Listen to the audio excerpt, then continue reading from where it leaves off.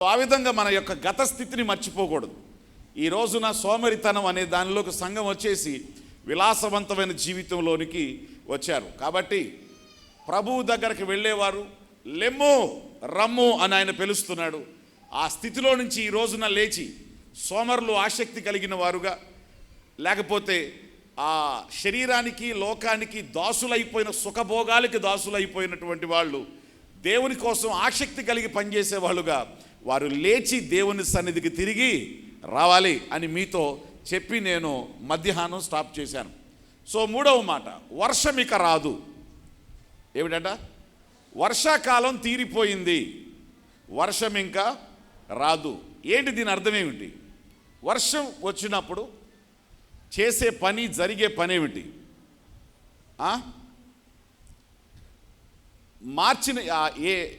ఫిబ్రవరి మార్చి నెలల్లో పంట వచ్చేస్తే రైతు ఏప్రిల్ మే అండ్ జూన్ 3 నెలలు కూడా రిలాక్స్గా విశ్రాంతిగా ఏ పనులు చేయకుండా చక్కగా ఇంట్లో కూర్చుంటాడు. వర్షాలు స్టార్ట్ అయినాయంటే, తొలకరి వాన మొదలైందంటే, ఒక్కసారి పొలాల మీద వర్షం పడిందంటే రైతు ఏం చేస్తాడు? ఇక తన కూర్చున్న సౌఖ్యం నుంచి లేచిపోయి పార పలుగు పట్టుకొని, నాగలి పట్టుకొని, ఎద్దుల్ని తీసుకొని వెళ్ళి తన పొలాన్ని ఏం చేస్తాడు? దున్నుతాడు. వర్షాకాలం దేనికి గుర్తు అంటే, వర్షాకాలం పనులు చేయటానికి గుర్తు. వర్షాకాలం పనులు ప్రారంభించటానికి, పనులు కొనసాగించటానికి గుర్తు. ఈయన అంటున్నాడు, అమ్మా నువ్వు నీ కోసం పనిచేసుకునే కాలం, నీ పిల్లల కోసం పనిచేసే కాలం, నీ మనుషుల కోసం పనిచేసే కాలం అయిపోయింది. ఇప్పుడు ఒక కాలం వచ్చింది. ఏ కాలం? ఇప్పుడు ఒక కాలం వచ్చింది. నువ్వు నీ పనులన్నింటినీ విడిచిపెట్టి, నీ ఆస్తులన్నింటినీ విడిచిపెట్టి, నీకున్నయన్నీ విడిచిపెట్టి నా అంతఃపురానికి వచ్చే సమయం వచ్చింది. నా పరలోక రాజ్యానికి వచ్చే సమయం వచ్చింది. ఆయన త్వరగా రాబోతున్నాడు, ఆయన త్వరగా వస్తున్నాడు. కాబట్టి పనులతో బిజీ అయిపోకుండా, పనులతోనే జీవితం అంతా గడిపేయకుండా, ఉదయం నుంచి సాయంత్రం వరకు సంపాదన కోసమే బ్రతకటం మానేసి కాస్త నీ సమయాన్ని పరలోకం కోసం, సిద్ధపాటు కోసం, ప్రభువుని ఎదుర్కోవటం కోసం, రెండవ రాకడ కోసం నువ్వు సిద్ధంగా ఉండాలి. నేను ఏ మాట అయితే నేను మాట్లాడుతున్నానో, ఏ స్వరం నీ జీవితంలో, మీ ఇంట్లో, మీ దేశంలో, మీ ఊర్లో ఏ స్వరం వినబడుతుందో కాసేపు కూర్చొని నీ పనులు మాని ఆ స్వరాన్ని నీవు వినాలి అని ఆయన అంటున్నాడు. వర్షం ఆగిపోయింది, వర్షం ఇంకా రాదు అంటే అర్థం ఏమిటంటే, పనులు కూడా అయిపోయినాయి. ఇప్పుడు సమయం ఏమిటంటే, పావుర స్వరం మన దేశంలో వినబడుతుండగా స్వరం ఏమిటి అని విధేయతతో విని, జాగ్రత్తతో గ్రహించి, చెప్పిన మాటకు విధేయత చూపి రెస్పాండ్ అవ్వాల్సిన టైంలో సంఘం ఉంది అనే విషయాన్ని స్పష్టంగా ఈ మాట చెప్తుంది. దేవునికి స్తోత్రం కలుగును గాక. హల్లెలూయా. ఒకసారి మిమ్మల్ని అడుగుతున్నాను, మీరు ప్రభువు రాకడ విషయంలో ఎంతవరకు సిద్ధపాటుతో ఉన్నారు?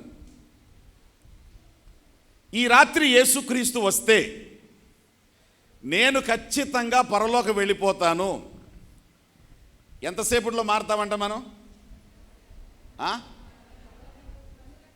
తెలిసిన వాళ్ళు చెప్తున్నారు, తెలియని వాళ్ళు ఒకసారి తెలుసుకోండి. 2-3 గంటల టైం లేదు. ఎంతసేపు? రెప్పపాటుల్లో సమస్తం మారిపోతాం. నువ్వు వేసుకున్న బట్టలు ఇక్కడ పడిపోతాయి, మీ మీద ఒంటి మీద ఉన్న బంగారం పడిపోద్ది. మన దేహాలు ఏమవుతాయి? మహిమ దేహాలుగా మారిపోతాయి. రెప్పపాటులో ఒక మేఘం నీ దగ్గరకు వస్తుంది. ప్రతి ఒక్కరికి ఒక్కొక్క మేఘం వస్తుంది. యేసుక్రీస్తు ఎలా వచ్చాడు? ఎలా వెళ్ళాడు? ఒక మేఘము వచ్చి ఆయనను కొనిపోయాను. అపోస్తలుడైన పౌలు ఏమని చెప్పాడు? మేఘముల మీద ఆయన మనల్ని ఏం చేస్తాడంట? కొనిపోతాడు అని ఉంది. Praise the lord. ఒక మేఘం వస్తుంది. నువ్వు పెట్రోల్ ఉందా, డీజిల్ ఉందని చూసుకోవాల్సిన పని లేదు, కరెంట్ ఉందా చూసుకోవాల్సిన పని లేదు. నీకు రక్షణ అనేది ఉందంటే నిన్ను పైకి తీసుకెళ్లే మేఘం ఒకటి వస్తుంది. ఆ మేఘం వచ్చి ఏం చేస్తుంది? నిన్ను నీ ఆత్మని పైకి ఎక్కడికి చేర్చాలో అక్కడికి ఆ మేఘమే తీసుకొని వెళ్ళిపోద్ది. మరి దారి మనకు తెలియదు, మేఘానికి తెలుసు. ఎటెళ్ళాలో మనకు తెలియదు, మేఘానికి తెలుసు. అవునా కాదా? నీ మేఘానికి తెలుసు. అందుకనే భక్తుడు అన్నాడు, ఆకాశమందు నీవు తప్ప నాకు ఇంకా ఆయన ఉండగా మనకేంటి? ఆయన ఎక్కడికి చేర్చాలో అక్కడికి మనల్ని ఆయన ఖచ్చితంగా రూట్ మారిపోయి జీపీఎస్ మారిపోయినట్టుగా కాదు. అది కరెక్ట్ స్థానానికి, ఒకటే ప్రదేశానికి మనం అందరం వెళతాం. దేవునికి స్తోత్రం. చెప్పండి, ఈ సిద్ధపాటు మీకుందా? మారనాథ అంటే అర్థం ఏమిటి? ప్రభువా త్వరగా. ఈ మాట ధైర్యంగా మీరు చెప్పగలరా? ప్రభువా త్వరగా రమ్ము అని ధైర్యంగా చెప్పగలరా? బ్రదర్స్ చెప్పండి ఒకసారి, చెప్పగలరా? సౌండ్ రావట్లేదు, యాక్షన్ రావట్లేదు. మారనాథ అంటే ప్రభువా త్వరగా. ఎందుకు వచ్చేది? పరలోకం తీసుకెళ్ళడానికి. త్వరగా రాని ఎవరు చెప్పగలరు? ఎవరైతే రక్షణ పొందారో, ఎవరైతే రక్షణను జాగ్రత్తగా కాపాడుకుంటున్నారో, ఎవరైతే రక్షణ భాగ్యాన్ని కలిగి పరలోకం వెళ్ళాలి అనే స్పృహ కలిగి ఉన్నారో వాళ్ళు మాత్రమే చెప్తారు, ప్రభువా త్వరగా రమ్ము. ఇల్లు కట్టాలి, ఇల్లు కట్టిన తర్వాత అందులో చాలా అనుభవించాలి, కారు కొనాలి, పెళ్లి చేసుకోవాలి, పిల్లల్ని కనాలి, ఈ భూలోకంలో ఏదో చెయ్యాలి అనుకునే వాళ్ళు త్వరగా రమ్మన్నారు. ఇంకా కాస్త లేట్ చేయ అంటారు. నువ్వు ఉన్నావని మాకు తెలుసు, కానీ ఇంకాస్త లేట్ చేయి, అప్పుడే రాబాకు అని అంటారు. అవునా కాదా? మరి చెప్పండి, మీరేమంటారు?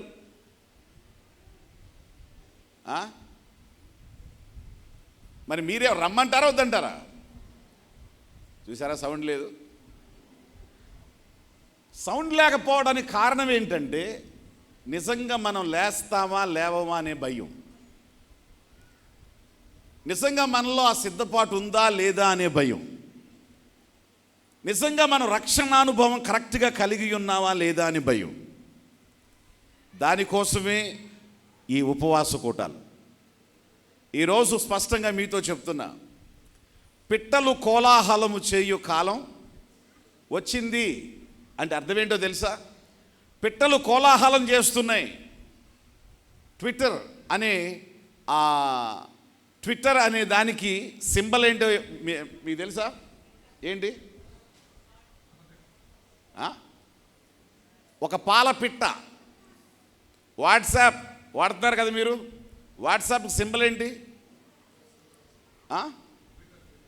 ఫోన్ ఏం చేస్తుంది? మాట్లాడుద్ది. ట్విట్టర్ ఏం చేస్తుంది? పిట్ట ఏం చేస్తుంది? కోలాహలం చేస్తుంది, మాట్లాడుద్ది, పలుకుద్ది. మీడియా, ట్విట్టర్, మొబైల్స్, తర్వాత WhatsApp, Facebook, YouTube, all media, ప్రతి ఒక్క మాధ్యమాలు కూడా ఏమంటున్నాయి? రకరకాల సందేశాలు కోస్తున్నాయి.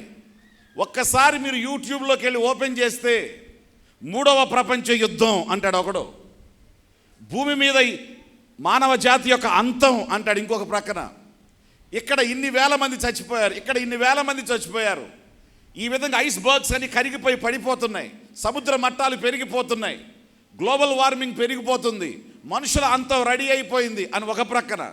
ఇంకొక ప్రక్కనకి వెళితే మనుషులు పిల్లల్ని కండం లేదు, పిల్లల్ని కండం మానేస్తున్నారు. రష్యా వాళ్ళు మొన్న చెప్తున్నారు, పుతిన్ చెప్తున్నాడు, దయచేసి పిల్లల్ని కనండి, పిల్లల్ని కంటం మానేశారు, ఇట్లయితే దేశం అంతరించిపోతుంది అని చెప్పి అంటున్నాడు. సరే, ప్రపంచంలో ఇప్పుడు ఒక ఆలోచన వచ్చేసింది, పెళ్ళిళ్ళు చేసుకోవట్లేదు, పిల్లల్ని కంటలేదు, లైఫ్ ఎంజాయ్ చేస్తున్నారు, అక్కడితో ఆగిపోతున్నారు. ఇట్లా కానీ జరిగితే పరిస్థితి ఏంటి? ఎవడన్నా మన మీదకి వస్తే మన సైన్యాన్ని తయారు చేస్తున్నది ఎట్లా? దానికోసం ఇంకొకటి రెడీ చేశారు, ఆర్టిఫిషియల్ ఇంటెలిజెన్సీ. ఏంటిదంట? ఆర్టిఫిషియల్ ఇంటెలిజెన్సీతో పిల్లల్ని స్త్రీలు కనరు, పిల్లల్ని కోడిగుడ్లని హ్యాచరీస్లో పెట్టి హ్యాచ్ చేసినట్టు, పొదిగిచ్చి పిల్లల్ని తీసినట్టు మనుషులను కూడా అట్లాగే తీసేస్తారు. రేపు ఆల్రెడీ చేసేసారు దాన్ని. ప్రాక్టికల్గా ఒక మనిషిని పుట్టించారు, కానీ రాబోయే పరిణామాలు ఎలా వస్తాయని ప్రపంచం దాన్ని ఏం చేస్తుందో ఆపేయమంటుంది. దాని ఉద్దేశం ఏంటో తెలుసా? మిలిటరీ కోసం ఒక్కొక్క దేశానికి 1,00,000 మంది వాడి యొక్క డిఎన్ఏని మొత్తం ఆల్టర్ చేసేసి, వాడి యొక్క దాదాపుగా 6 అడుగుల హైటు, ఇంత బరువు, ఇంత వెయిటు, ఇంత స్పోర్ట్స్ ఆ స్ట్రెంగ్త్తో, యాక్టివ్నెస్తో ఉండాలి అని వాడి డిఎన్ఏని మార్పు చేసి, ఏఐ టెక్నాలజీతో డిఎన్ఏని మార్పు చేసి వాడిని ఒక ఆజానుభావుడుగా పుట్టిస్తారు. వాడి పెరిగి పెద్దవాడే ఒక ఆజానుభావుడు అవుతాడు, వాడిని సైన్యానికి వాడతారు. అలాగే తెలివి గల వాళ్ళ సైంటిస్టులకి తెలివి అంటే మేధా సంపత్తి, జ్ఞానం అనే డిఎన్ఏలో దాన్ని ఆపరేట్ చేస్తున్నారు. అందానికి అందం.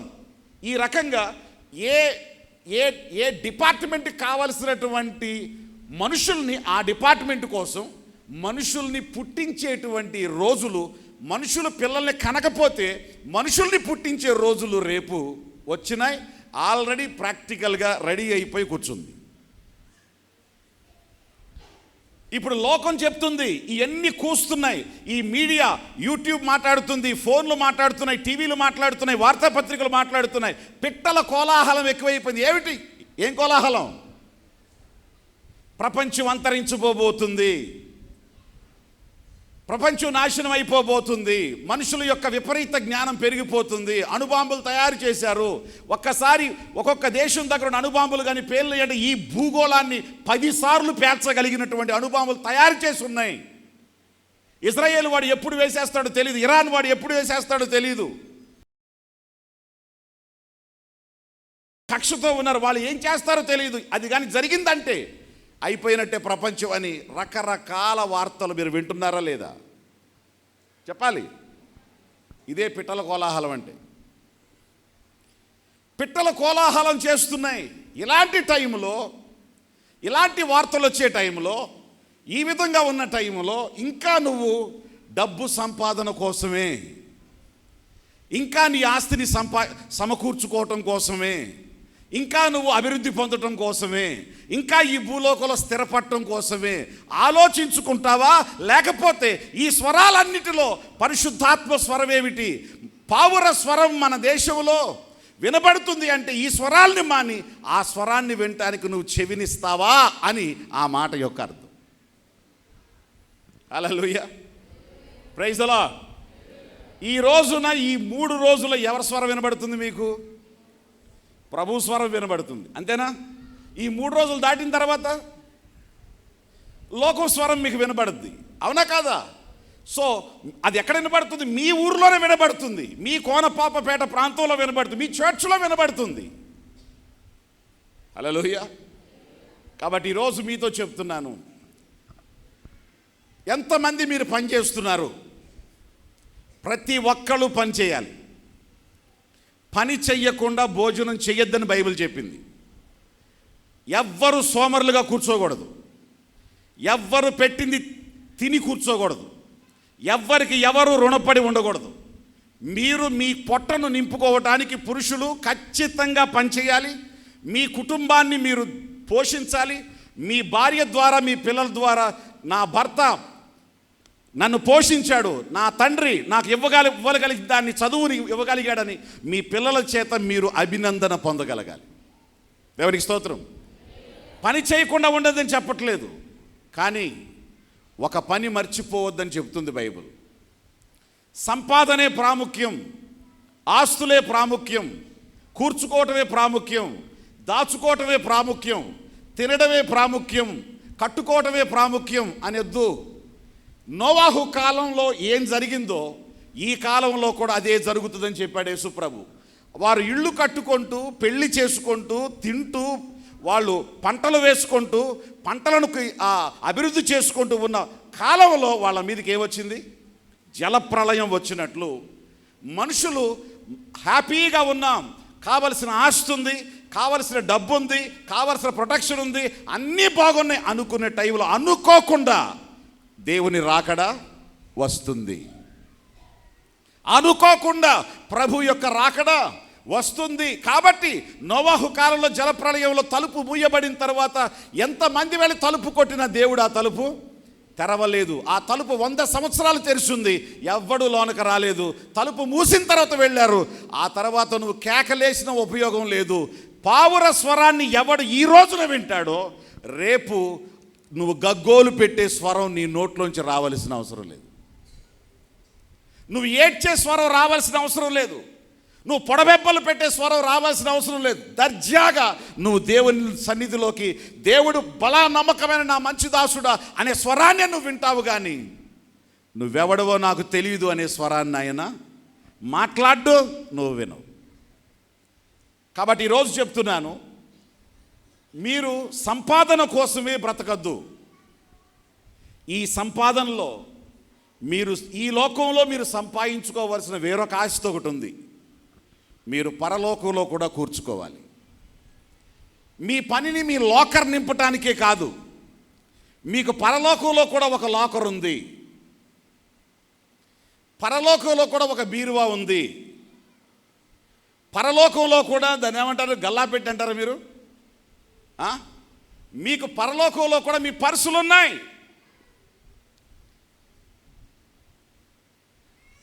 ఒకవేళ మీ ఆస్తి ఎంత ఉంటుంది పరలోకంలో? నేను వేసే 10 రూపాయలకి నేను వేసే 20 రూపాయలకి ఎంత ఉంటుంది సార్ ఆస్తి అంటారా? అవునా? నీ ఆస్తి ఎంత ఉంటుంది? 70-80 సంవత్సరాల కోసమే నువ్వు ఇంత కష్టపడి కూర్చుకుంటే, నిత్యత్వం ఉండబోయే రాజ్యం కోసం నీ ఆస్తి, నా ఆస్తి ఎంత ఉండాలి? నా మాట అర్థమవుతుందా మీకు? 70-80 సంవత్సరాలకు చచ్చిపోయే ఈ లోకం కోసమే ఇంత కష్టపడి మీరు సంపాదించుకుంటే, రేపు నిత్యత్వము, ఇటర్నిటీ టు ఇటర్నిటీ, నిత్యత్వం ఉండిపోబోయే పరలోక రాజ్యంలో మనం భేదోళ్ళుగా ఉండాలా, ఆస్తిపరులుగా ఉండాలా? ఒకరోజు యేసుప్రభు దగ్గరికి ఒకడు వచ్చాడు. ఆయన ధనవంతుడు. యేసుప్రభు దగ్గరికి వచ్చి అన్నాడు, అయ్యా పరలోకి వెళ్ళడానికి ఏం చేయాలన్నాడు. ధర్మశాస్త్రాన్ని అనుసరించని చెప్పాడు. ఇవన్నీ చిన్నప్పటి నుంచే చేస్తున్నాను, ఇంకేమైనా ఉంటే చెప్పన్నాడు. యేసుప్రభు చాలా సంతోషపడి, చేస్తున్నాను అనే సంగతి అన్నీ చూడగలిగి నా ముందే నువ్వు ధైర్యంగా చెప్పావంటే ఖచ్చితంగా నువ్వు చేస్తున్నావు, నేను అభినందిస్తున్నాను. ఒక్కటి కొదువుకుంది అబ్బాయి, నీ ఆస్తి బీదలకు ఇచ్చేసి నన్ను వెంబడించు, పరలోకంలో నీకేం కలుగుద్ది? ధనం కలుగుద్ది అన్నాడు. నువ్వు భూలోకంలోనే ధనవంతుడవు కాదు, నువ్వు పరలోకంలో ధనవంతుడు అయితే జీవితాంతం ధనవంతుడిగానే చేయాలనుకుంటున్నాను నిన్ను, రా అన్నాడు. ఏమన్నాడు? వ్యసన పడుతూ తిట్టుకుంటూ వెళ్ళిపోయాడు అని ఉంది బైబిల్లో. కనబడే దాన్ని మనం సమకూర్చుకుంటున్నాం. నేను అంటున్నాను, మీరిచ్చే దశమ భాగం, మీరు వేసే కానుక, ప్రభువు నామములో మీరు చేసే ప్రతి పని పరలోక రాజ్యంలో మీ అకౌంట్లో డిపాజిట్ అవుతుంది. ఆమేన్. రేపు నువ్వు పరలోకం వెళ్ళిన తర్వాత లెక్కలు చూసినప్పుడు నీ దేవుడు చాలా కరెక్ట్ అయినటువంటి అకౌంటెంట్, మ్యాథమెటీషియన్. ఆయనకి లెక్కలు బాగా వచ్చు. ఆఫరింగ్ బాక్స్ దగ్గర నిలబడి ఆఫరింగ్ వేసే ప్రతి ఒక్కరిని, వాళ్ళ ముఖాన్ని, వాళ్ళ చెయ్యిని, వాళ్ళ ముఖాన్ని, వాళ్ళ చెయ్యిని చూశాడు యేసుప్రభు. మీకు తెలుసా, మీరు ఆఫరింగ్ వేసేటప్పుడు కూడా చూస్తాడు దేవుడు. అందుకని చేయడం పెట్టేస్తారు. ఆయన కనపడదేనా? ఆయనకి నీ జేబులోంచి ఏం బయటికి తీసావో ఆయనకు బాగా, నువ్వు ఆఫరింగ్ బాక్స్లో ఏం వేస్తున్నావో అదే నీ ఆస్తి. నువ్వు పాస్టర్ గారి కోసం వేయట్లా, పరలోకంలో నీ అస్థిరమైన ధనాన్ని పరలోకంలో స్థిరమైన ధనంగా మార్చుకోవడానికి వేస్తున్నావు. నా మాటలు అర్థమవుతున్నాయా మీకు? ఈరోజు డబ్బు మీ దగ్గర ఉంటుంది, 100 రూపాయల కాగితం. రేపు ఎక్కడ ఉంటుంది? కాకినాడలో ఉంటుంది. తర్వాత ఎక్కడ ఉంటుంది? రాజమండ్రిలో ఉంటుంది. తర్వాత ఎక్కడ ఉంటుంది? ఇది చరాస్తి. చరాస్తిని మీరు స్థిరాస్తిగా మార్చాలంటే అది దేవుడు సన్నిధిలో దాన్ని మీరు విత్తినప్పుడు అది ఖచ్చితంగా మీ జీవితంలో, మీ తరపున పరలోకంలో మీ రికార్డులో ఉంటుంది. హల్లెలూయా. ధైర్యంగా చెప్పగలరా? 1,00,000 రూపాయలు ఉంటుంది సార్ నాకు పరలోకంలో అని మీరు?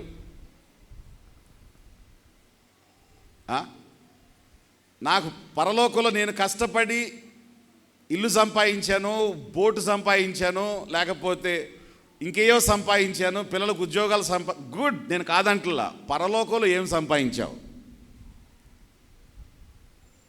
ఎంత ఉంటుంది అంటారు మీకు? ప్రతిదానికి అదే చూపిక, ఇక ఆ చూపు మారదు వీళ్ళది. ఆలోచించండి. Praise the lord.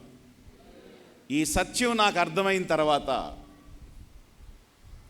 ఈ సత్యం నా జీవితానికి అర్థమైన తర్వాత, నా పరిచర్యకు అర్థమైన తర్వాత, అది నా వ్యక్తిగత జీవితం నుండి కానీ, నా చర్చ్ నుండి కానీ, ప్రభువు కొరకు, ప్రభువు రాజ్యం కొరకు ఏం చేయాలో, నా కొరకు మాత్రమే కాదు, నా దేవుని కొరకు ఏం చేయాలో దాన్ని సంతృప్తిగా చేయడం మొదలుపెట్టాను. ప్రైజ్ గాడ్, హల్లెలూయా. అప్పటి నుంచి నాకేమొచ్చిందో తెలుసా? నేనేమన్నా చెయ్యాలంటే నా నుంచి చేయనీయకుండా ఎవరో దాన్ని చేసేస్తున్నారు. పోయిన 2 months బ్యాక్ లైవ్లో ఎవరైనా చూసేవాళ్ళు ఉంటే తెలుస్తుంది మీకు. చర్చిలో చాలా వేడిగా ఉంటుంది బెంగళూరులో. సరే 2 ఫ్యాన్లు కావాలనుకున్నాం, పెద్ద ఫ్యాన్స్ అవి, దాదాపు 8 feet ఫ్యాన్స్ అవి. 3 లక్షలు అవుతుంది ఒక్కో ఫ్యాన్. 1,50,000 అవుతుంది. సరే చర్చిలో అనౌన్స్ చేశాను, వచ్చే వారానికి 2 ఫ్యాన్స్ ఉంటాయి మనకి ఇక్కడ చర్చిలో. చర్చ్ విల్ ఎఫోర్ట్ ఇట్, ఇది చర్చి చేయగలుగుద్ది, వచ్చే వారం దీన్ని చేసేస్తున్నాం. కానీ అవకాశం అనేది మనుషులకు ఇవ్వాలి కాబట్టి ఒక మాట చెప్పాను, ఎవరైనా దీన్ని షేర్ చేసుకోగలిగే వాళ్ళు ఉంటే వచ్చే వారంలోపు షేర్ చేసుకోండి. ఒకే ఒక మాట మాట్లాడా, రికార్డులో ఉంటుంది, కావాలంటే మీరు చూసుకోండి. ప్రసంగం అయిపోయిన కారులో వెళ్తుంటే 2 ఫోన్లు వచ్చినాయి. పాస్టర్ గారు ఒక ఫ్యాన్ నేను ఇస్తా. ఒక ఆయన హైదరాబాద్ నుంచి ఒక ఆయన ఫోన్ చేసి, పాస్టర్ గారు ఇంకో ఫ్యాన్ నేను ఇస్తా. ఏలూరు నుంచి ఇంకొక ఆయన 30,000 రూపాయలు దానికేసి, ఆ ఫ్యాన్ కోసం దీన్ని కూడా నాకు కాస్త చిన్న సీడ్ పాస్టర్ గారు దీన్ని వాడండి, అయిపోయింది. నేను సంఘం కోసం చెయ్యాలి అని నేను ఆశపడితే, సంఘక్షేమం కోసం నేను ప్రయాసపడదామని చెప్పి వాళ్ళ క్షేమం కోసం నేను ఆలోచిస్తే, దాన్ని నా నుంచి చేయనీయకుండా వాళ్ళే చేసేస్తున్నారు. ఈ హైదరాబాద్ నుంచి చేసిన ఆయన, ఏలూరు నుంచి చేసిన ఆయన మన సంఘస్థులు కాదు, ఆన్లైన్ సంఘస్థులు. వాళ్ళు హైదరాబాద్ నుంచి ఎప్పుడూ కూడా వాక్యం చూస్తారు, ఏలూరు నుంచి వాక్యం చూస్తారు. వాళ్ళు దాన్ని చేశారు. చెప్పండి ఒకసారి, పరలోకంలో మీ పనుల ద్వారా మీరు కూర్చుకున్నది ఏంటి? ఈ రోజున నెంబర్ 1, వర్షాకాలం అంటే పని చేసే కాలం.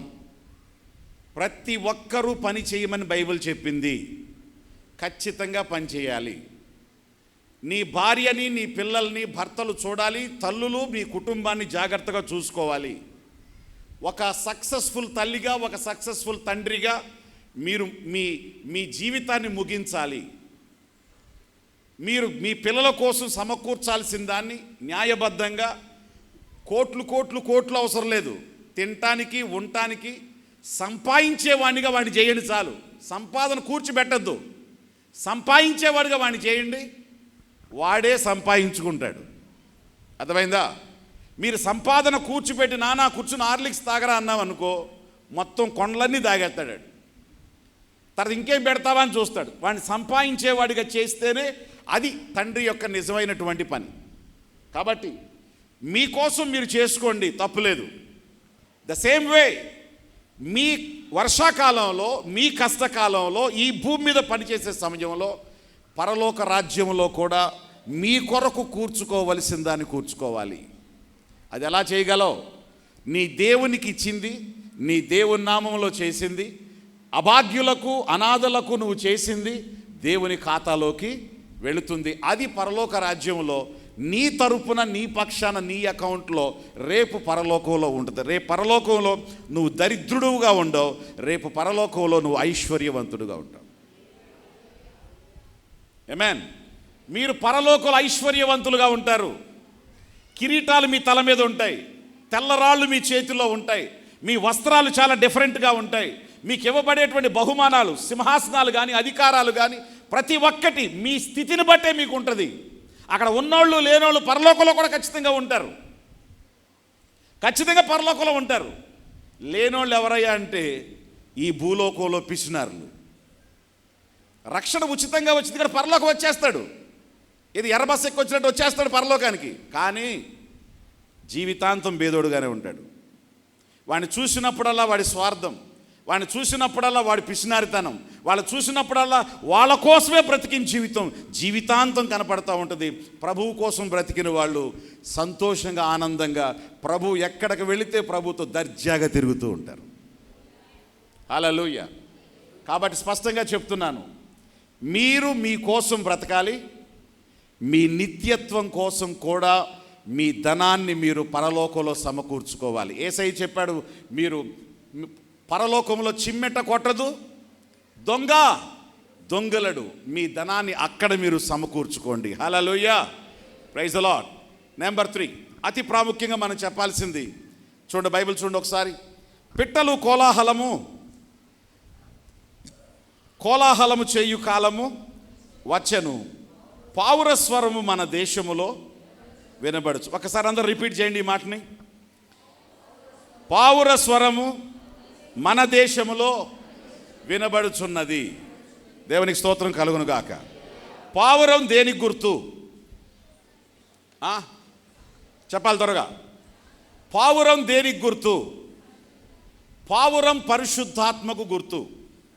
అపోస్తుల కార్యం 2వ అధ్యాయంలో పరిశుద్ధాత్మ మేడ గదిలో 120 మంది ప్రార్థన చేస్తూ ఉంటే పరిశుద్ధాత్మ ఏ ఆకారంలో వచ్చారు? పావుర ఆకారంలో వచ్చారు. యేసుక్రీస్తు బాప్తిసం తీసుకున్నప్పుడు ఏ ఆకారంలో వచ్చారు? పావుర ఆకారంలో వచ్చారు. పావుర స్వరం మన దేశంలో వినబడుతుంది అని అంటే అది పరిశుద్ధాత్మ యొక్క స్వరం. పరిశుద్ధాత్మ యొక్క స్వరం. పరిశుద్ధాత్మ యొక్క స్వరం అని అంటున్నాడంటే పరిశుద్ధాత్మ యొక్క స్వరం కాని స్వరాలు కూడా ఏవో ఉన్నాయి అని అర్థం. కాబట్టి సంఘానికి 2వ మేల్కొలుపు, 3వ మేల్కొలుపు నేను ఈ ఉపవాస ప్రార్థనలో చెప్పేది ఏమిటంటే, నీ చెవుల్లో పడే స్వరం ఏదో అది పావుర స్వరమో పాము స్వరమో నువ్వు గ్రహించగలిగే స్థితిలో ఉండాలి. మరలా జాగ్రత్తగా, నీ చెవిలో వినబడుతున్న స్వరం, నీ మైకులో నీకు వినబడుతున్న స్వరం, నీవు వింటున్న స్వరం అది పావుర స్వరమో పాము స్వరమో నువ్వు గ్రహించగలిగిన స్థితిలో ఉండాలి. యోహాను పత్రికలో యోహాన్ అంటున్నాడు, అది ఏ ఆత్మో ఏం చేయాలంట? అది ఏ విధమైన ఆత్మో. ఈ రోజున వాళ్ళు రంగరాజు మాట్లాడేది పరిశుద్ధాత్మతో మాట్లాడుతున్నాడా లేకపోతే ఇంకేదైనా ఆత్మతో మాట్లాడుతున్నాడా? మీరు కూర్చున్నటువంటి వాళ్ళు వివేచించగలగాలి. దేవునికి స్తోత్రం. పావుర స్వరం మన దేశంలో వినబడుతుంది అంటే పాము స్వరం కూడా మన దేశంలో ఉంది అని అర్థం. ఏదేను తోటలోనికి దేవుని స్వరము, అవ్వ స్వరము, ఆదాము స్వరం తప్ప ఏ రోజున 3వ స్వరం రాలేదు. 4వ స్వరం ఒకటి వినబడింది. ఏ స్వరం అది? పాము స్వరం. ఏం చేసింది అది? తోట నుంచి బయటకు తోలేసింది, దిగంబరుల్ని చేసేసింది, దేవుని కృపకు దూరం చేసింది, నష్టాల్ని కలుగచేసింది, కష్టాల్లోకి నడిపించింది. ఏ స్వరం ఇది? పాము స్వరం. ఈ రోజున సంఘాలలో కూడా ఇదే స్వరం. ఆ రోజున ఏదేని తోటలో, ఈ రోజున సంఘాలలో కూడా డిఫరెంట్ స్వరాలు వినబడుతున్నాయి. ఒక్కొక్క కాపరి ఒక్కొక్క రకంగా మాట్లాడుతున్నాడు. ఒక్కొక్క చర్చిలో ఒక్కొక్క రకంగా మాట్లాడుతున్నారు. ఒక్కొక్కరి సిద్ధాంతం ఇంకొకరి సిద్ధాంతం, ఈ సిద్ధాంతం ఆ సిద్ధాంతం, ఆ సిద్ధాంతం ఈ సిద్ధాంతం. మాది గొప్ప అంటే మాది గొప్ప, మాది కరెక్ట్ అంటే మాది కరెక్ట్. అయితే ఒక మాట చెప్తున్నాను, ఏది కరెక్ట్ అనేది చెప్పిన ప్రతి వాడి ద్వారా కాదు, చెప్పింది వాక్యానుసారమా కాదా అనేది మీరు వివేచించే స్థాయికి రావాలి. నేను 100 చెప్తా, నేను చెప్పిన 100 మీరు నమ్మటం కాదు. పాస్టర్ గారు చెప్పింది అవునా కాదా, వాక్యానుసారమా వాక్యానికి విరుద్ధమా, ఇది తీసుకోవచ్చా తీసుకోకూడదా, మీరు సరిపోల్చుకోవాలి. ఆమేన్. అపోస్తుల కార్యంలో అపోస్తులైన పౌలు బెరయా అనే ప్రాంతానికి వెళ్ళాడు. బెరయా అనే ప్రాంతానికి వెళ్ళినప్పుడు పౌలు మహాజ్ఞాని, వాక్యాన్ని బోధించిన తర్వాత వాళ్ళు నమ్మలేదంట అని చెప్పి తిరస్కరించలేదు. వాళ్ళ ఇంటికి వెళ్ళి పౌలు చెప్పిన మాటలు లేఖనాల్లో, ప్రవచనాల్లో, పాత నిబంధనలో ఉన్నాయో లేదో దాన్ని విచారించి చూసి కరెక్ట్ అని అనుకొని నిర్ధారించుకొని నెక్స్ట్ డే వచ్చి చెప్పారంట, పౌలా నువ్వు చెప్తున్నటువంటి సందేశం మేము ఎప్పుడు వినలేదు, కానీ నువ్వు చెప్తున్న సందేశం కరెక్టే. కాబట్టి ఈరోజు దాన్ని మేము ఏం చేస్తున్నాం? విశ్వసిస్తున్నాం. ఆ ప్రభువునందే మేము విశ్వాసం ఉంచుతున్నామని చెప్పి వాళ్ళు విశ్వాసం ఉంచారు. ప్రతి ఒక్క బోధకుని యొక్క స్వరం మీరు వినకూడదు. స్వార్థపూరితంగా మాట్లాడే ఏ సేవకుని స్వరం మీరు వినకూడదు. ఎందుకు ఈ మాటలో చెప్తున్నానో తెలుసా? మనుషుల్ని మోసం చేయటానికి ఈ రోజున ఏదేనులోకి సర్పం వచ్చినట్లు రకరకాల బోధలు ఈ రోజున సంఘములోనికి వచ్చినాయి. ఒక చర్చి స్టార్ట్ చేశారు మొన్న. నేను ఆదివారం వచ్చేసరికి గోడల మీద వాల్ పోస్టర్స్ ఉన్నాయి. ఇది ఎవరిని చెప్పి పట్టించాడరా వీటిని అని అన్నా. ఎవరికి చెప్పలేదయ్యా అన్నారు. చర్చిలో ఇన్విటేషన్ ఇచ్చారా అన్న, ఇవ్వలేదన్నారు. ఈ మొత్తం చింపి బయటేసేయండి అన్న. తర్వాత అందులో ఫోన్ నెంబర్ లేదు. ఫోన్ నెంబర్ ఉంటే తిడతారని చెప్పి నెక్స్ట్ ఆదివారానికి ఇంకొంతమంది పిల్లలు వచ్చి అక్కడ కరపత్రికలు పంచుతున్నారు. ఒకని షర్టు పట్టుకుని మా చర్చ్ మెంబరు, ఎవడరా నేను పంపించింది అన్నాడు. నన్ను పాస్టర్ గారు పంపించాడు అన్నాడు. మీ పాస్టర్ గారు పంపిస్తే నువ్వు రావాల్సింది ఎక్కడికి? మా పాస్టర్ గారి దగ్గరికి రావాలి. మా పాస్టర్ గారి దగ్గరికి వచ్చి, పాస్టర్ గారు చర్చి ఓపెన్ చేస్తున్నాం, దయచేసి మీరు కూడా మా చర్చికి దయచేసి రండి, మా సంతోషంలో కూడా మీరు పాల్గొండి, మనందరం కలిసి సేవ చేద్దాం అని చెప్పి రావాలి. పాస్టర్ గారికి ఇన్విటేషన్ ఇవ్వకుండా వచ్చే విశ్వాసుల్ని మోసం చేసి లాక్కోవడం కోసం నువ్వు ఇట్లాంటివి ఇచ్చాడు. 4 తంతం జాగ్రత్త, వెళ్ళిపోయి ముందు కనబడకుండా అని చెప్పి వాడిని తిడితే అప్పుడు వాడు వెళ్ళిపోయాడు. ఏంటి వీళ్ళ ఉద్దేశం ఏంటి? చర్చి ఓపెన్ చేయడం సంతోషం, ఆత్మలను రక్షించడం మంచిది. ఆత్మలను రక్షించడం కోసం ఖచ్చితంగా నువ్వు పని చేయాలి. కానీ దొంగ పని ఎందుకు? నువ్వు చేసేది గౌరవార్థమైన పని చేసేటప్పుడు, మంచి పని చేసేటప్పుడు గౌరవంగా చేయి. దొడ్డిదారులో ఎందుకు చేయటం? దొంగగా ఎందుకు చేయటం? ఎవడో గొర్రెల్ని నువ్వు లాక్కోవడం కోసం ఎందుకు ప్రయత్నం చేయటం? ఇది తప్పు, ఇది తప్పు. కాబట్టి ఇలాంటి స్వరాలు, ఇలాంటి బోధలు మీకు వినబడినప్పుడు మీరు గ్రహించగలగాలి, ఓ ఇది పావుర స్వరం కాదు, ఇది స్వార్థ స్వరం, పాము స్వరం అని మీకు అర్థం కావాలి. ఒక సంఘంలో మీరు రక్షించబడ్డారు. ఒక కాపరి మీకోసం దేవుడు ఏర్పాటు చేశాడు. ఆ కాపరిని పరిశుద్ధాత్మ అభిషేకించాడు. ఆ కాపరి ద్వారా పరలోకానికి ప్రభు మిమ్మల్ని సిద్ధపరుస్తున్నాడు. మీకు ఒక నీతి, ఒక ధర్మం, ఒక పద్ధతి. మనం పరలోకం వెళ్ళే వాళ్ళం కానీ పనికిమాల చోటకల్లా వెళ్ళే వాళ్ళం కాదు కదా. పరలోకం పద్ధతి అయింది, పరలోకం కరెక్ట్ అయింది. కాబట్టి విశ్వాస జీవితంలో సేవకుల దగ్గర నుంచి విశ్వాసుల వరకు కూడా కరెక్ట్ అయిన పద్ధతిని అనుసరించాలి. దేవునికి స్తోత్రం కలుగునుగాక. నా హిందూపూర్లో ఒక పాస్టర్ గారు నాకు ఫోన్ చేశాడు. ఏంటి సార్, మా వాళ్ళు మీరు రమ్మన్నారంట అని. ఇంకోసారి చెప్పన్నా, మా విశ్వాసులు మీరు రమ్మన్నారంట అన్నాడు. మాట వెనక్కి తీసుకో. నేనెవ్వరిని బయట చర్చిల వాళ్ళని నా దగ్గరకు రమ్మని చెప్పను. నేను ఎట్టి పరిస్థితుల్లో ప్రోత్సహించను. లేదు సార్ మీ సంఘానికి వస్తున్నారు, వాళ్ళు వస్తే వస్తారేమో, 100 మందిలో నాకెలా తెలుసుద్ది? చాలామంది వస్తారు, వాక్యం వింటారు, వెళ్ళిపోతారు. వాళ్ళ కానుకలు కూడా ఇక్కడ వేయొద్దని చెప్తాను నేను. వాళ్ళ దశంభాగాలు కూడా ఇక్కడ వేయొద్దని చెప్పి వాళ్ళ చర్చిలో వేసుకోమని చెప్తాను నేను. చాలామంది వాక్యం కోసం వస్తారు. లేదు సార్ వాళ్ళు మీ సంఘానికే వచ్చేస్తున్నారు. ఏం జరిగిందన్న? వాళ్ళు నాతో గొడవ పడ్డారు. అప్పుడు వీళ్ళు వచ్చారు.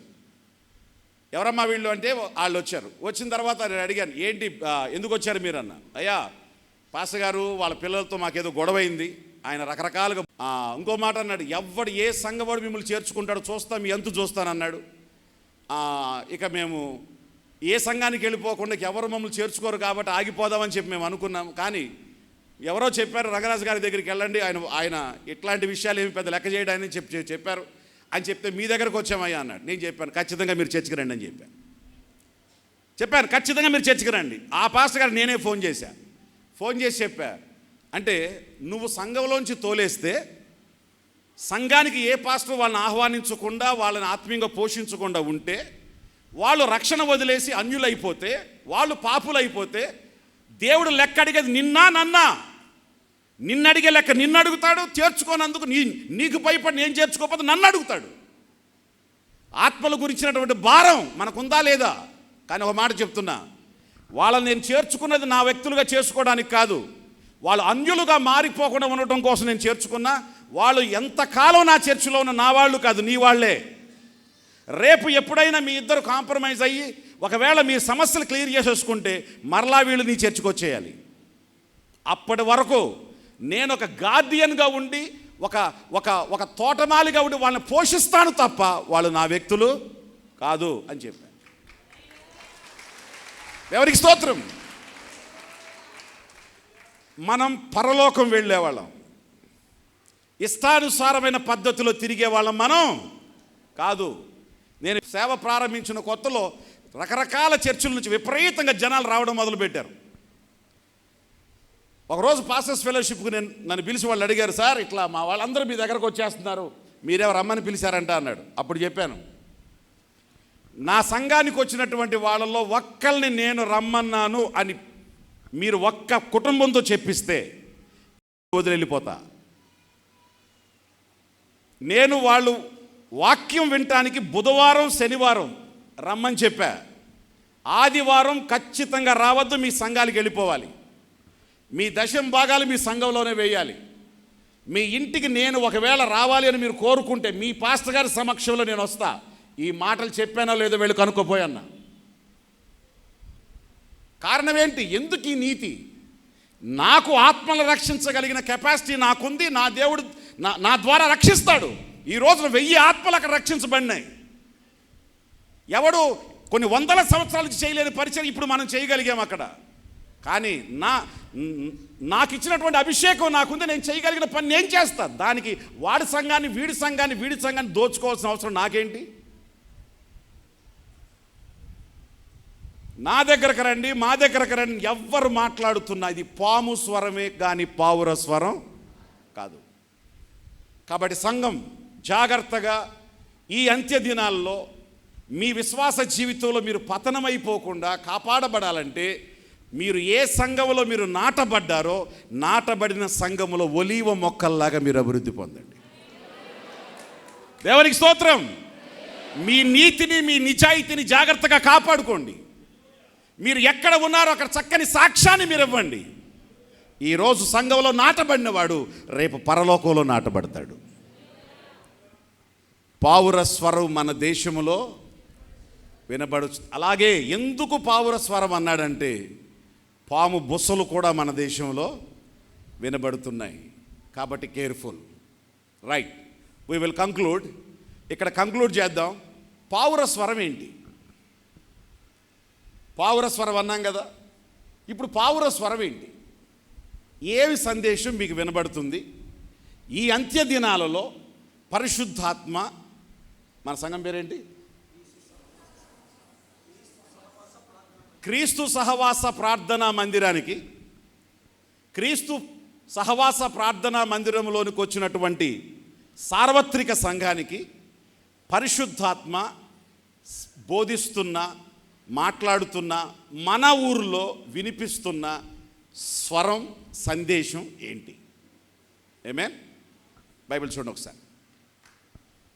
ప్రకటన గ్రంథం. ఈ అంత్య దినాలలో ఈ రోజున ఆత్మదేవుడు మాట్లాడుతున్న స్వరం ఏమిటి? 2వ అధ్యాయం 3వ వచనం నుంచి, నీవు సహనము కలిగి నా నామము నిమిత్తము భారము భరించి అలయలేదనియు నేను ఎరుగుదును. అయినను మొదట నీకుండిన ప్రేమను నీవు వదలితివి. నేను నీ మీద తప్పు ఒకటి మోపవలసి ఉంది. నీవు ఏ స్థితిలో నుండి పడితివో అది జ్ఞాపకం చేసుకొని మారు మనసు పొంది ఆ మొదటి క్రియలను చేయుము. అట్లు చేసి నీవు మారు మనసు పొందితేనే సరి, లేని ఎడల నేను నీ యొద్దకు వచ్చి నీ దీపస్తంభమును దాని చోటు నుండి అయితే ఈ ఒకటి నీలో ఉన్న నికోలాయితుల క్రియలను నీవు ద్వేషించుచున్నావు, నేను కూడా వాటిని ద్వేషించుచున్నాను. చెవి గలవాడు ఆత్మ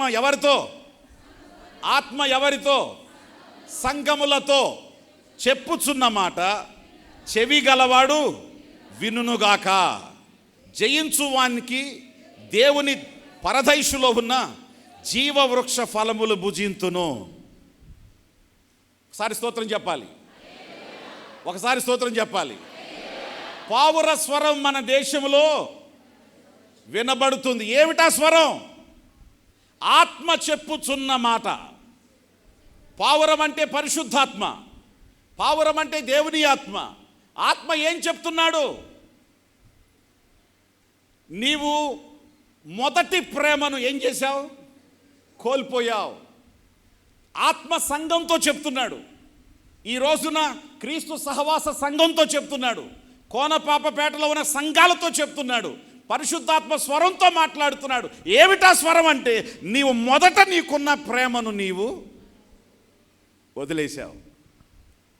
నా విషయంలో నీకున్న గౌరవం, నా విషయంలో నీకున్న విధేయత, నా విషయంలో నీకున్న ఆసక్తి, నా విషయంలో నీకున్నటువంటి ప్రేమ, నా విషయంలో నీకున్నటువంటి కమిట్మెంట్, ఈ రోజున ఆ ప్రార్థన లేదు, ఆ ప్రేమ లేదు, ఆ ఆసక్తి లేదు, ఆ సేవ లేదు, ఆ జీల్ లేదు, ఆ ఫైర్ లేదు. ఈ రోజున స్తబ్దతగా ఉన్నావు. పరిశుద్ధాత్మ నీతో మాట్లాడుతున్నాడు. ఏం మాట్లాడుతున్నాడు? జాగ్రత్త, నీ మారు మనసు పొంది నీ క్రియలను సరి చేసుకుంటే సరి, లేకపోతే నేను వచ్చి ఆ దీపస్తంభాన్ని దాని స్థలంలోంచి ఏం చేస్తాను? దీపస్తంభం పరిశుద్ధాత్మ గుర్తు. నీలో ఉన్న పరిశుద్ధాత్మని, నీలో ఉన్న దేవుని యొక్క అగ్ని నీలో నుంచి ఏం చేస్తాను? నేను తీసివేస్తాను. దాని ద్వారా నువ్వేమవుతావు తెలుసా? కంప్లీట్ చీకటి నిన్ను అలుముకుంటుంది. చీకటి వ్యక్తివిగా, చీకటి మనసుతో, చీకటి హృదయంతో నువ్వు మారిపోతావు. కాబట్టి నువ్వు చీకటిగా మారకుండా వెలుగ్గా నువ్వు ఉండాలి అని అంటే ఈరోజు ఆత్మ నీతో చెప్తున్న మాట ఏమిటంటే నువ్వు మొదటి ప్రేమను మరిచితివి. ఈ రోజున ఎక్కడి నుంచి పడ్డావో మరలా ఆ స్థితికి మరలా నువ్వు రావాలి. ఇదే పావురస్వరం. ఈ రోజున మన దేశంలో సంఘానికి వినబడేటువంటి స్వరం ఏమిటంటే పావుర స్వరం మన దేశంలో వినబడుతుంది అని అంటే ఒక్కసారి మీరు చెక్ చేసుకోండి, మీ ఆసక్తి ఎలా ఉంది? ఈ విశ్వాసపు కూడికల్లో, ఈ ఉపవాస కూడికల్లో మీ కడుపు కట్టుకోవడం మాత్రమే కాదు, మీ జీవితాన్ని మీరు కట్టాలి, మీ మనసును మీరు కట్టాలి. పడిపోయిన మీ గుడారాలు మరలా తిరిగి, ఆత్మ సంబంధమైన బలిపీఠాలు మరలా తిరిగి కట్టబడాలి. ఒకప్పుడు మీరు ఎలా ప్రార్థన చేసేవారు, ఇప్పుడు ఎలా ప్రార్థన చేస్తున్నారు? ఒకప్పుడు మీరు చర్చికి ఎలా వెళ్ళేవారు, ఇప్పుడు ఏ విధంగా మీరు వెళ్తున్నారు? చర్చి పనుల్లో ఎలా మీరు ఇన్వాల్వ్ అయి ఉండేవారు, ఈ రోజున ఏ విధంగా మీరు పనులు చేస్తున్నారు? దేవుని గురించినటువంటి ఆసక్తి విషయంలో మీరు ముందెలా ఉండేవారు, ఇప్పుడు మీరు ఎలా ఉన్నారు? మీలో ఉన్నటువంటి అగ్ని ఆరిపోయిందా? అగ్ని మండుతుందా? మీ ఆసక్తి ఎలా ఉంది?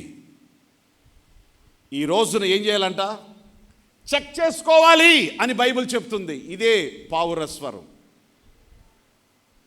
నువ్వు కానీ ఈ పని చేసి ఈ ఉపవాస కూడికల్లో నీ జీవితాన్ని నువ్వు కట్టుకుంటే, నిర్మించుకుంటే, నేను పరలోక రాజ్యములో జీవవృక్ష ఫలములు తినే వ్యక్తిగా నిన్ను చేస్తా. గట్టిగా స్తోత్రం చెప్దాం. ఆదాము అవ్వ జీవవృక్ష ఫలం తింటారేమని బయటకు తోలేసిన తర్వాత లోనకు రాకుండా వాళ్ళకి ఏం పెట్టాడంట? ఖడ్గజ్వాలను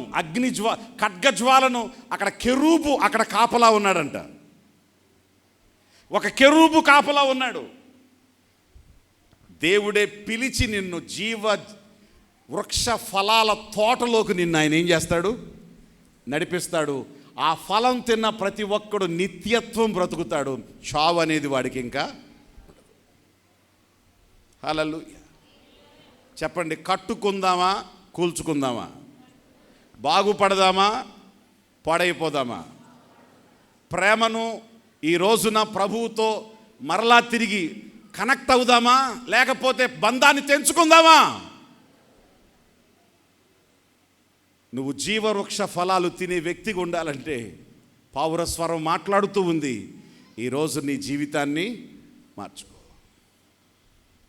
పేతురుని అడిగాడు, బొంకావు, పారిపోయావు, మరలా తిరిగి లేచిన తర్వాత సమాధిలోకి పరిగెత్తి లోనకొచ్చి కూడా చూశావు, నేను లేననే సంగతి తెలుసు. రూమ్లోకి వచ్చి నేను కనబడ్డాను, మీ తోమా కూడా చేతుల్లో వేలు పెట్టి చూసి కరెక్టే పేతురా అని కన్ఫర్మ్ చేశాడు. అయినా చేపలు పట్టడానికి వెళ్ళిపోయావు. నువ్వు వెళ్ళిపోతూ వాళ్ళని కూడా తీసుకెళ్ళిపోయావు. వాళ్ళు నీ వెనకాల వచ్చేశారు. మరలా చేపలు పట్టడానికి వెళ్ళిన వాడిని యేసుక్రీస్తు గలిలయ సముద్రం దగ్గరికి వెళ్ళి, పిల్లలారా తినటానికి ఏమైనా ఉందా అని అడిగితే, రాత్రంతా ప్రయాసపడ్డాం, ఏమీ లేవు, కుడి పక్కన వలయండి అన్నాడు. విస్తారమైన చేపలు పడినాయి. వాళ్ళు వచ్చిన తర్వాత వాళ్ళకి చేపలు రొట్టె రెడీ చేసి వాళ్ళకి భోజనం పెట్టాడు. పేతురు సిగ్గుపడి సముద్రంలో ఏం చేశాడంట? దూకాడంట. పేతురుతో మారు మనసు పొందిన తర్వాత పేతురుని డైరెక్ట్గా ఫేస్ టు ఫేస్ అడుగుతున్నాడు, పేతురు నువ్వు నన్ను ప్రేమిస్తున్నావా? Do you really love me? పేతురు నువ్వు నన్ను ప్రేమిస్తున్నావా? నీ బోట్ల కంటే ఎక్కువగా ప్రేమించినట్లు, నీ సంపాదన కంటే నువ్వు ముందు నన్ను ఎక్కువగా ప్రేమించినట్లు, నీ కుటుంబం కంటే ఎక్కువగా ప్రేమించి 3.5 సంవత్సరాలు నా వెంట నువ్వు వచ్చేసావు కదా, అలా నువ్వు ప్రేమిస్తున్నావా? ఎస్ ప్రభువా, ప్రేమించిన మాట వాస్తవమే, ప్రేమను కోల్పోయిన మాట వాస్తవమే. కానీ ఇప్పుడు నేనేం చేస్తున్నాను? మరలా నిన్ను ప్రేమిస్తున్నాను. మరలా నిన్ను, నీవు మొదటి ప్రేమను విడిచావు. ఎస్, నేను మొదటి ప్రేమను విడిచానయ్యా. 2 బోట్ల ఆస్తి, మీకులాగా చేపలు పట్టేవాడు 2 బోట్లు, 2000 సంవత్సరాల క్రితమే 2 బోట్లు ఉన్నాయంటే ఎంత లక్షాధికారి చెప్పండి. ఏమండి, 2 బోట్లు తీసుకొచ్చే డబ్బులు పక్కన పడేసి నా ప్రభువే కావాలి అని సమర్పణతో వచ్చిన పేతురు ఆయన. అలా నన్ను ప్రేమిస్తున్నావా? ఆ ప్రేమ నుంచి పడిపోయాడు. కానీ ఇప్పుడు అంటున్నాడు, ఎస్ లార్డ్, ప్రేమిస్తున్నాను, నా గొర్రెల్ని కాయి. మరలా కళ్ళల్లోకి చూశాడు, పేతురు నిజంగా నువ్వు నన్ను ప్రేమిస్తున్నావా? ప్రభువా, తప్పు చేసిన మాట వాస్తవమే, వదిలేసిన మాట వాస్తవమే, పొరపాటు చేసిన మాట వాస్తవమే. కానీ ఇప్పుడు మారు మనసు పొందానయ్యా, దయచేసి నన్ను అనుమానించద్దయ్యా. ఎస్ లార్డ్, నేను నిన్ను ప్రేమిస్తున్నాను, నా గొర్రెల్ని మేపు. మరలా కళ్ళల్లో కళ్ళు పెట్టి చూశాడు 3వసారి, పేతురు నువ్వు నిజంగా నన్ను మాటలకే ప్రేమిస్తున్నావా? నిజంగా ప్రేమిస్తున్నావా? బోర్ను ఏడ్చాడు. ప్రభువా, నీకే తెలుసు, నువ్వు సమస్తము ఎరిగిన వాడివి, అంతరంగంలో ఏముందో తెలుసు, మనసులో ఏముందో తెలుసయ్యా, నీకు నేను చెప్పాలా? నీకే తెలుసయ్యా అన్నాడు. నా గొర్రెల్ని మేపు. అపోస్తలుని పోస్టుని, కాపరి పోస్ట్ని ఆయనకి ఇచ్చాడు. యెరూషలేములో హింస జరుగుతూ ఉన్న, అందరూ పారిపోయినా పేతురు మాత్రం యెరూషలేములోనే నిలబడి ఉన్నాడు. హల్లెలూయా. నువ్వు సువార్త ప్రకటించకూడదని బెదురు పెడితే బెదిరించే వాళ్ళని బెదిరించాడు. దేవుడు చెయ్యి చాచి ఆయన చెప్పమన్న మాట చెప్పమంటే, ఆయన కార్యాలు చేస్తుంటే నువ్వు బెదిరించే బెదిరింపులు కాగి కూర్చుంటాను అనుకున్నావా? నా తండ్రి ఏం చెప్తే దాన్ని చేస్తా అని చెప్పి, అంతకుముందు పిరికోడు, ఇప్పుడు ధైర్యవంతుడు బయటకు వచ్చాడు. తీసుకెళ్ళి జైల్లో పడేశారు. రేపు చంపేద్దామని ప్లాన్ చేస్తున్నారంట. అన్నీ మూసే ఉన్నాయి. పేతురు ఎక్కడున్నాడు చెప్పండి? అన్ని జైల్లో డోర్లన్నీ మూసేసి ఉన్నాయి. పేతురు ఎక్కడున్నాడు? నువ్వు నిజంగా ప్రేమిస్తే నిన్నేది బంధించలేదు. ఈరోజు ఈ ఉపవాస కూడికల్లో మీతో మాట్లాడుతున్నాను. పావుర స్వరం మన దేశంలో వినబడుతుంది. మీ ప్రేమను కరెక్ట్ చేసుకోండి, మీ ఆసక్తిని కరెక్ట్ చేసుకోండి, మీ దేవుని విషయంలో మీకున్నటువంటి పట్టుదలను కరెక్ట్ చేసుకోండి, మీ ప్రార్థనా జీవితాన్ని, విశ్వాస జీవితాన్ని, సంఘ సహవాస జీవితాన్ని, పరిచర్య జీవితాన్ని కరెక్ట్ చేసుకోండి. ఆయన జీవవృక్ష ఫలాలు తినే విధంగా దేవుడు సహాయం చేస్తాడు. హల్లెలూయా. ఇక మీరు 7 సంఘాల్లో మీరు చూస్తే ఇదే మాట మనకు కనబడుతుంది. బైబిల్లో చూడండి ఒకసారి. హల్లెలూయా. 15వ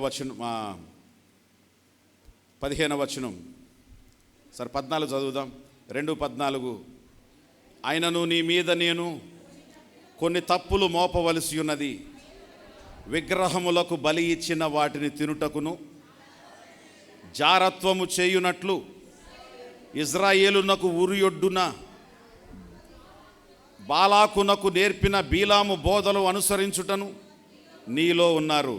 అటువలే నికోలాయితుల బోధ ననుసరించుచు వారును నీలో ఉన్నారు. మారు మనసు పొందుము లేని ఎడల నీ యొద్దకు త్వరగా వచ్చి నా నోట నుంచి వచ్చు ఖడ్గము చేత వారితో యుద్ధము, సంఘముతో ఆత్మ చెప్పుచున్న మాట చెవి గలవాడు వినుగాక. ఎవరైతే మీరు జయిస్తారో మీకు విగ్రహాలకు పెట్టింది కాదు, మరుగైన మన్నా భుజింపనిస్తాను, మరియు అతనికి తెల్ల రాతిని ఇస్తాను. ఆ రాతి మీద చెక్కబడిన ఒక క్రొత్త పేరు పొందిన వానికి కానీ అది మరి ఎవనికిని. స్తోత్రం చెప్పండి ఒకసారి, ఇంకోసారి స్తోత్రం చెప్పండి. ఎంతమంది మీరు విగ్రహాలకు అర్పించిన వాటిని తింటున్నారు? విగ్రహాలకు అర్పించిన వాటిని తినచ్చా తినకూడదా? ఖచ్చితంగా తినకూడదు.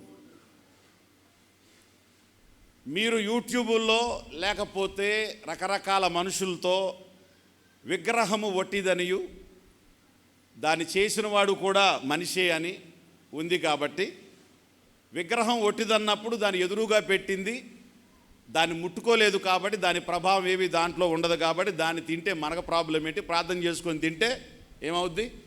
పవిత్రమైపోతుంది అని ఈ రోజున కొంతమంది మాట్లాడుతున్నారు. ఒకవేళ ప్రార్థన చేసుకొని తింటే పవిత్రమైపోయే లెక్క ఎక్కడి నుంచి వచ్చింది?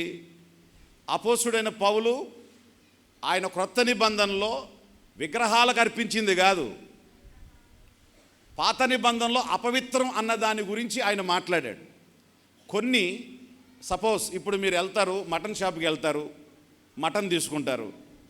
ఆ మటన్ హలాల్ చేసిన మటనా లేకపోతే యేసు రక్తమే జీవాన్ని కోసిన మటనా? హలాల్ చేసిన మటను. మరి మీరు తిన్నారా? లేదా? మరి పాపం చేశారా మీరు? వాడు హలాల్ చేసాడో అలవా చేసాడో ఏమిటో మనకు అనవసరం. మనకు మటన్ కావాలి, వెళ్ళాం, తెచ్చుకున్నాం, తిన్నాం, అయిపోయింది.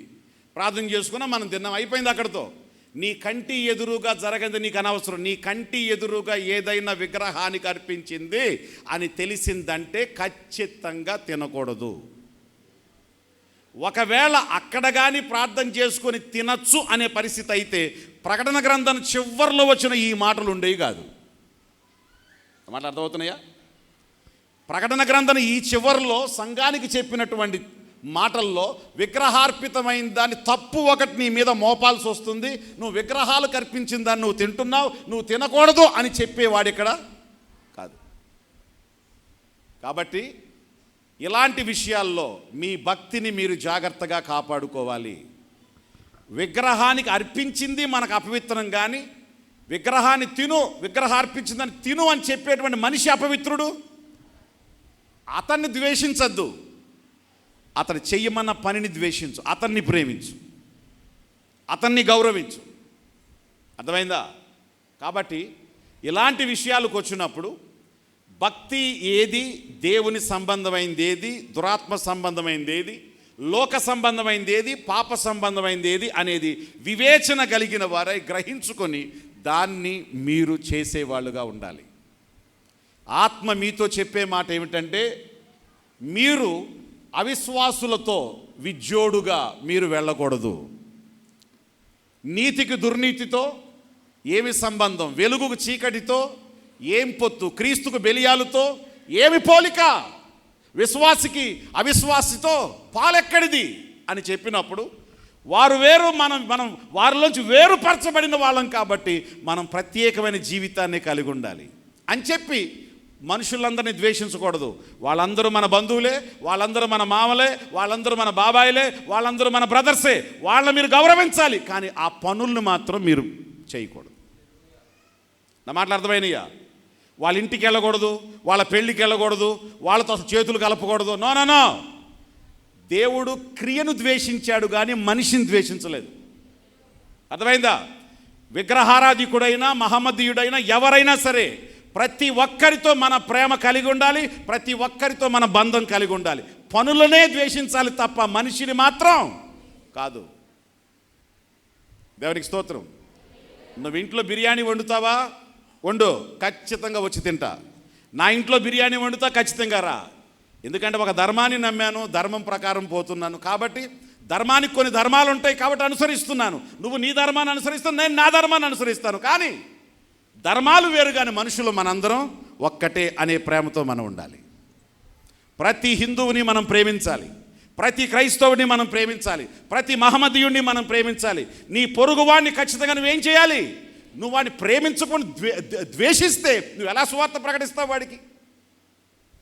కాబట్టి ఇక్కడ చెప్పేటువంటి మాట ఏమిటంటే, విగ్రహాలకు ఒకసారి నువ్వు దూరమైన తర్వాత వాటి నుంచి వచ్చే ఏది కూడా మనం ముట్టుకోకూడదు.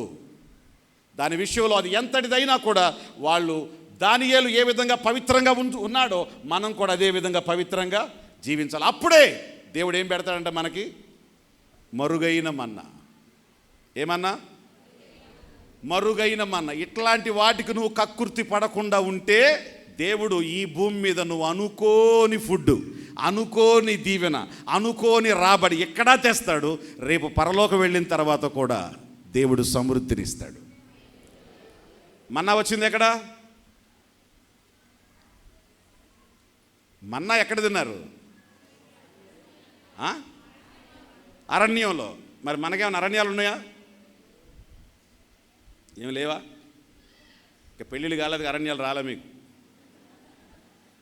అరణ్యం అంటే అర్థం కాని పరిస్థితి, అవసరమైన పరిస్థితి, ఏమీ లేని పరిస్థితి, ఎడారిగా ఉన్న పరిస్థితి, సహాయం అవసరమైన పరిస్థితి. అలాంటి టైంలో నీకు మరుగైన భోజనం పెడతాడు ఆయన. ఆమేన్. నీకు మరుగైన భోజనం నీ దగ్గరకు వచ్చి తీరద్ది. దేవునికి స్తోత్రం. నీకు ఏ టైంలో ఏం కావాలో, ఏ సహాయం నీకు అవసరమో ఆ టైంలో దేవుడు సహాయాన్ని దేవుడు నీ కోసం పంపిస్తాడు. Glory to God. నేను ఆ అనుభవాన్ని చాలా చాలా చాలా ఏ దేశంకి వెళ్ళినా, నా వాళ్ళు కానీ మన వాళ్ళు కానీ ఏ దేశంకి వెళ్ళినా ఆ కార్యాన్ని నేను చూస్తాను. మొన్న అమెరికా వెళ్ళాను కదా, ఆ ఫుడ్ తిని కాస్త చాలా ఒక రకంగా ఉంది అనిపించింది. నాకు రోటి పచ్చళ్ళు అంటే ఇష్టం. రోటి పచ్చళ్ళు ఉంటాయి కదా మనకి, పచ్చిమిరకాయల పచ్చడి, టమాటా పచ్చడి. అంటే ఆ రోటి పచ్చడి ఒకటి ఉంటే బాగుండు, నాలుగంతా మరీ పాడైపోయిందని చెప్పి అనుకున్నా. ఆ నైట్కి డిన్నర్కి పిలిచారు వాళ్ళు, గుంటూరు వాళ్ళు. ఆమె టమాటా పచ్చిమిరపకాయ రోటి పచ్చడి చేసింది. నాకు దాన్ని చూసేసరికి ప్రభువా, ఎక్కడ అమెరికా, ఎక్కడ రోటి పచ్చడి, ఇక్కడ కూడా నా టేస్ట్ కావాల్సిందని నువ్వు సిద్ధపరిచావు నాయన. నీ అరణ్య పరిస్థితుల్లో, అవసరమైన పరిస్థితుల్లో, లేని పరిస్థితుల్లో ఆ రోజు అరణ్యంలో దేవుడు ఎలా పోషించాడో అలాగే నిన్ను పోషిస్తాడు. వద్దు అన్న వాటిని తినకుండా, ముట్టద్దు అన్న వాటిని ముట్టకుండా, తీసేయి అన్న వాటిని తీసేసి ఆత్మ చెప్పుచున్న మాట ఎవడు వింటాడో ఖచ్చితంగా ఈ స్వరాన్ని వాళ్ళు వింటారు. హల్లెలూయా. సో మిగిలిన విషయాలు రేపు మాట్లాడతాను. ఈరోజు కంక్లూషన్ చేసుకుందాం. మొదటి విషయం, సోమరితనం అయిపోయింది, చలికాలం అయిపోయింది. తర్వాత నీ కోసం కష్టపడుకుంటూ పరలోక రాజ్యంలో కూర్చుకోకుండా కాదు, పరలోక రాజ్యంలో కూర్చుకునే టైం వచ్చింది. నీ కోసం స్వార్థంగా కష్టపడే సమయం ఇంకా అయిపోయింది. పిట్టలు కోలాహలం చేస్తున్నాయి, టీవీలు, న్యూస్లు, యూట్యూబ్లు, ఫేస్బుక్లు, ట్విట్టర్లు, రకరకాల స్వరాలు వినిపి ప్రపంచం ఏమైపోతుంది వినపడి. జాగ్రత్తగా విను. వీటన్నిటిలో పావుర స్వరం మన దేశంలో వినపడుతుంది. ఈ 3 రోజులు ఈ పావుర స్వరాన్ని ఎవరు విని ఈ స్వరానికి మీరు లోబడతారో, ఎవరు విని ఈ స్వరానికి మీరు లోబడతారో, ఈ రోజున జీవవృక్ష ఫలాలు తినేవాళ్ళు మీరే, మరుగైన మన్నాను తినేవాళ్ళు మీరే, పరలోక రాజ్యానికి వారసులు కూడా మీరే. హల్లెలూయా, హల్లెలూయా, ప్రైజ్ ది లార్డ్. దేవుని స్వరాన్ని ఆదాం విన్నాడా? సర్పం స్వరాన్ని అవ్వ స్వరాన్ని విన్నాడా? మీ స్వరం ఎట్లాంటిదంటే ఎట్లాంటి నేను ఏం చేస్తుంది చెప్పండి? సాతాన్ చేతిలో అవ్వ పడిపోతే అవ్వ చేతిలో ఆదాం పడిపోయాడు, అవునా కాదా? ఏం మాట్లాడరే? కాబట్టి ఈ రోజున ఎవరు విసర్జించవలసిన వాటిని, ఇది పాము స్వరం, గెట్ అవుట్. నా సంఘములో, నా పద్ధతిలో, నా వాక్యానుసారంగా నేను బ్రతుకుతున్నా, మిగిలినవి నాకు అనవసరం. ప్రభు స్వరం, పావుర స్వరం వింటాను, కానీ పాపపు స్వరం లేకపోతే పాము స్వరం, సర్పస్వరం నేను వినను అని ఎవరైతే మీరు నిలబడతారో, బైబిల్ చెప్తుంది, మీరు జీవవృక్ష ఫలాలు తినడం మాత్రమే కాదు, మరుగైన మన్నా భుజింపనిత్తమే కాదు, మీకు తెల్ల రాతినిస్తాడట, ఆ రాయి మీద మీ పేరు రాస్తాడట. టేబుల్ మీద ఏముంటాయి? టేబుల్స్ మీద వాళ్ళ పేరు, వాళ్ళ డిసిగ్నేషన్, వాళ్ళ హోదా ఉంటుంది కదా. మీ కాలేజీలో ఏముంటుంది? మీ ప్రిన్సిపాల్ ఉంటుందా? ఏమమ్మా అసలు వాళ్ళంటే మాట్లాడాలి, ఏం మీకు కూడా స్పందన ఉండదా? ఉంటుంది కదా. మీకు ఒక తెల్ల రాతిని ఇస్తాడట, మీ పేరు ఒకటి రాసి దానికి డిసిగ్నేషన్ ఒకటి ఇస్తాడు ఆయన. ఇది ఎప్పుడు నీలో కనబడుతూ ఉంటుంది. ఆమేన్. ఆత్మ చెప్పుచున్న మాట విందామా? ప్రార్థన చేసుకుందాం. Thank you holy spirit. God we give you praise. అందరం ఒక్కసారి మీ బైబిల్ మూసి తలలు వంచి, వర్షాకాలం ఇక తీరిపోయింది, వర్షం ఇంకా రాదు. జీవితమంతా సంపాదన సంపాదన సంపాదన సంపాదన కోసమే బ్రతుకుతున్నావు. ధనవంతుడితో అంటున్నాడు, అన్నీ సంపాదించావు, నువ్వు సంపాదించినవన్నీ ఎవడవవుతాయి?